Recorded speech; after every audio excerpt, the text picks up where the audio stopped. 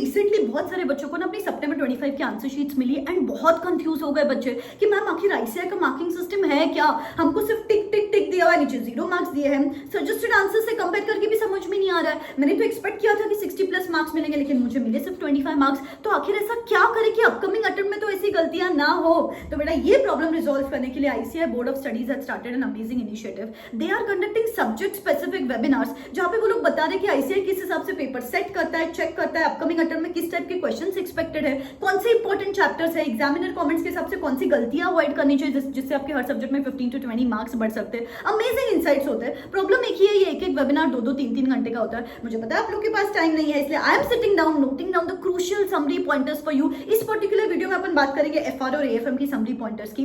Group 2 और audit की summaries जल्द चैनल पे आएगी, तो सब्सक्राइब करके रखना, बेल आइकॉन हिट करके रखना। बेटा जिनकी पढ़ाई ट्रैक पे चल रही है you can skip to the main part of the video, लेकिन जो स्टिल स्ट्रगल कर रहे हैं पढ़ाई स्टार्ट करने में, जिन्होंने अभी तो कुछ ज्यादा नहीं पढ़ा, डायरेक्शनलेस लग रहा है, क्लूलेस लग रहा है, तो मेरा ना लास्ट मंथ वर्कशॉप बिगिन हो रहा है from the 1st of December on how to smartly clear CA inter and CA final examination which is 30 to 40 days left, जहां पे सबसे पहले सेशन में मैं बच्चों के साथ एक स्मार्ट ब्लूप्रिंट शेयर कर देती हूँ based upon ICS section wise weightages, RTP, MTP. मैं बच्चों को बता देती हूँ कि सिर्फ ये सिलेक्टेड चैप्टर्स करेंगे, आज ये चैप्टर, कल ये चैप्टर, 2 से 3 रीडिंग्स करके स्मार्टली पढ़ाई करके कैसे एग्जामिनेशन क्लियर कर सकते हैं, पूरा डिटेल में बात करती हूँ। इसके साथ साथ डिटेल टेस्ट सीरीज प्रोवाइड करती हूँ। हर सब्जेक्ट के 3 portion wise papers, 1 MCQ paper, 3 full course papers, yes 7 test per subject जिसको मैं इवैल्यूएट भी करके देती हूँ। इस बार इस वर्कशॉप में मैं क्वेश्चन बैंक प्रोवाइड कर रही हूँ। आईसीएआई पीवाईक्यूज, आरटीपी, एमटीपी के सिलेक्टेड क्वेश्चन, सिर्फ ये क्वेश्चंस करो and you are sorted for the upcoming examinations.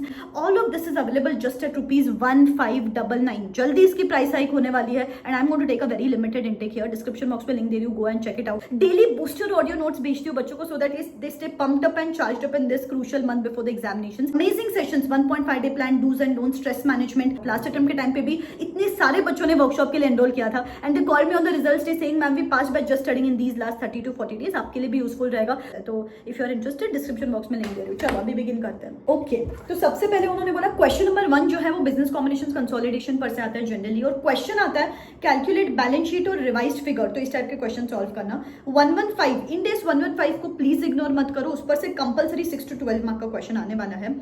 Financial instruments पर से एक 10 मार्क का क्वेश्चन आएगा जो क्वेश्चन नंबर 2A रहता है generally, that is based upon financial instruments, और इसमें से 2 एमसीक्यूज भी एक्सपेक्टेड है।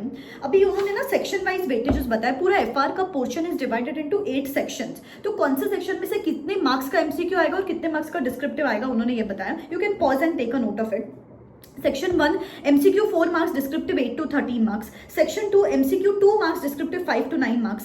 Section 3 MCQ 6 marks, descriptive 14 to 22 marks. Section 4 MCQ 4 marks, descriptive 14 to 18 marks. Section 5 MCQ 4 marks, descriptive 9 to 13 marks. Section 6 MCQ 6 marks, descriptive 10 to 16 marks. Section 7 and 8 MCQ 2 marks each and 5 to 9 marks for descriptive. तो इस हिसाब से आप कर सकते हो। जितना मैं देख पा रही हूँ जो सेक्शन 3 है वो सबसे ज्यादा इंपॉर्टेंट है। Section 3 and section 4 I see the most important one, उस पे ज्यादा से ज्यादा ध्यान देना है आपको। उसके साथ साथ उन्होंने बताया कि कौन से चैप्टर में से किस टाइप के सवाल एक्सपेक्टेड है। जैसे कि जो फाइनेंशियल इंस्ट्रूमेंट्स है इस पर से compounded financial instruments, loan given to employees and modifications in terms and conditions जो बाद में होते हैं, derivatives with spot rate and future rate given, security deposit amortisation. तो ये वाले जो एडजस्टमेंट पर से क्वेश्चन है ना, इस पर आप ज्यादा से ज्यादा प्रैक्टिस करो। बिजनेस कॉम्बिनेशंस पर से contingent liabilities, share replacement awards, indemnification of assets, deferred tax, NCI calculation, unrealised gains and losses and measurement period पर से जनरली कंफ्यूजन होता है बच्चों को, तो इस टाइप के क्वेश्चन सॉल्व करना। कंसोलिडेशन पर से retained earnings, post acquisition profits, chain holding पर से क्वेश्चन, तो उन्होंने ये बोला कि स्पेसिफिकली इस टाइप के क्वेश्चन सॉल्व करो। इंडेस 116 पर से अमोर्टाइजेशन, मॉडिफिकेशन ऑफ लायबिलिटी, 102 में से स्टॉक अप्रिसिएशन राइट्स, इक्विटी और कैश ऑल्टरनेटिव और कॉम्बिनेशन, अकाउंटिंग पूछते हैं जनरली इस चीजों का। तो या आई थिंक जो इंपॉर्टेंट है financial instruments, business combination, consolidation, 115, 116, 102 इस टाइप के उन्होंने बताया कि ये जो इंपॉर्टेंट है इसमें से इस टाइप के क्वेश्चंस एक्सपेक्टेड है। अभी इंडेस 115 पर से ना 1-2 अटेम्प्ट पहले उन्होंने एक क्वेश्चन पूछा था जिसमें डिस्क्रिप्टिव एक्सपेक्टेड था और काफी सारे बच्चे सिर्फ कैलकुलेशन करके आए हैं। तो बेटा please read the requirement of the question properly कि पूछा क्या गया है, ट्रीटमेंट पूछा है, डिस्क्लोजर पूछा है, कैलकुलेशन पूछा है, उस हिसाब से आंसर लिखो। जैसे कि उन्होंने बोला एक्सप्लेन या डिस्कस पूछा है ना हमने, तो राइट थियरी, कैलकुलेट बोला हुआ है have to do calculation, so read the requirement of the question properly. Language बहुत इंपॉर्टेंट है यहाँ पे। Nowadays FR has become a practical and theory paper both. जैसे कि उन्होंने बोला कि की टर्म्स इन डेज 37 पर से कुछ लिख रहे हो आप तो possible outcome, future obligation, past obligation, ये वर्ड यूज करो। जैसे कि 113 है level 1 measurement, level 2 measurement, investment property का क्वेश्चन है, appreciation for occupied property, rental purpose. इससे अगर की टर्म्स यूज करोगे तो मार्क्स मिलता है। सी आप रट तो नहीं सकते हो but use the key terminologies at least, that is very important.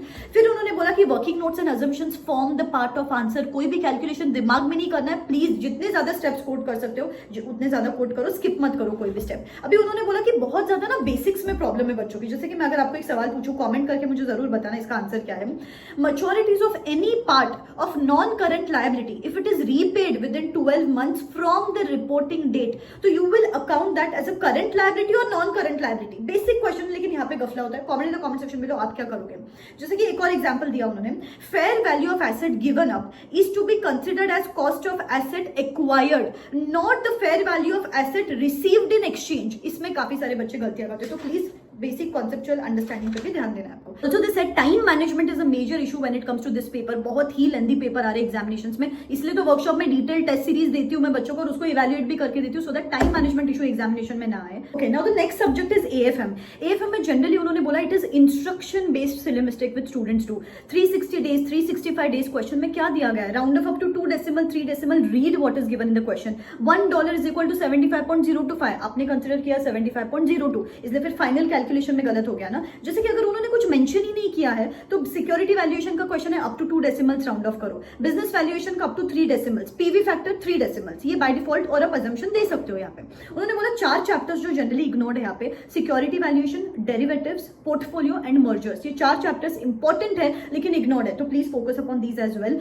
Theory ignored है। आजकल ना प्रैक्टिकल चैप्टर्स में से भी वो थियोरी पूछ रहे, तो do the theory, sometimes practical comes difficult, theory बचा लेते हैं अपने को इस टाइम पे। एंड सिली मिस्टेक्स अवॉइड करो, सिंपल रखो, इजी पेपर आता है एएफएम का, बहुत सारे बच्चों को एग्जामिशन मिल रहा है, तो please target examination in this paper. Audit के बारे में फुल फ्लेजेड वीडियो जल्द चैनल पे आएगा, सब्सक्राइब कर रखना, ठीक है। Hi everyone, I'm Macadia. I've recently qualified my CA Intermediate with 98 marks in costing and exemptions in all other subjects. I wanted to share my experience about Rucha Ma'am's workshop as it has really worked well for me in my preparation. Before joining this workshop, I was underconfident and there was no plan for my days. But when I attended the first live session, it really boosted my confidence and motivated me because ma'am provided us a detailed schedule about how much time to be dedicated to each chapter and how many days to be dedicated to each subject. So finally I clear this time just because of Rucha ma'am workshop. मुझे test series भी चाहिए थी, तो इस ma'am की workshop में मुझे test series भी मिल रही थी प्लस लाइव सेशंस भी मिल रहे थे, तो it is like a mentorship workshop. से पहले मेरी कभी ढंग से स्टडी नहीं होती थी, जस्ट 4 to 5 आवर्स इफेक्टिवली होते थे। एंड जैसे मैंने मैम की वर्कशॉप अटेंड किया, जस्ट नेक्स्ट डे से मेरी 10 to 12 आवर्स स्टडी होने लगी।